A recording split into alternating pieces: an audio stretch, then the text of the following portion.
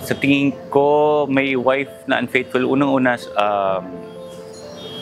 siguro unhappy sila sa current situation nila. Pangalawa,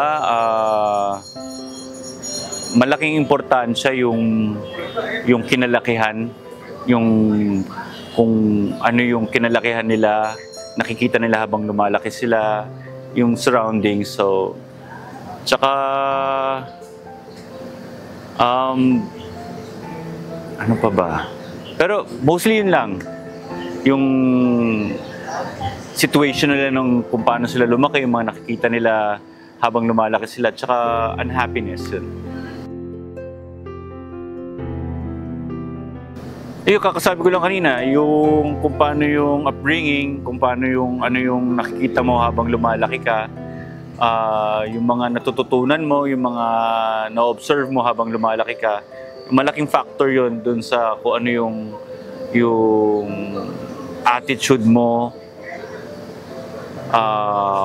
while you are growing up and where you're molding yourself kung sino yung tao ka talaga. Pero with the help siguro ng Panginoon at ang mga tao sa paligid, yung support system, maaari pa mabago yan.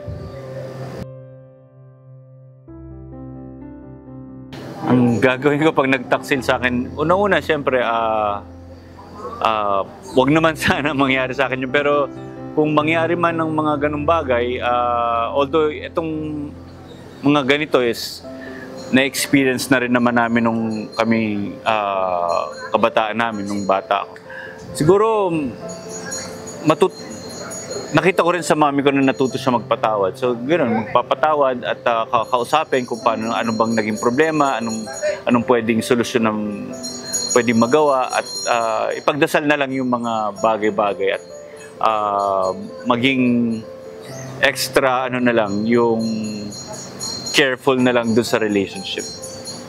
Hello mga kapuso, ako po si Luis Alandi. Gaganap po ako bilang Alan, ang OFW na asawa ni Lali dito sa storya namin sa Magpakailanman sa Unfaithful Wife.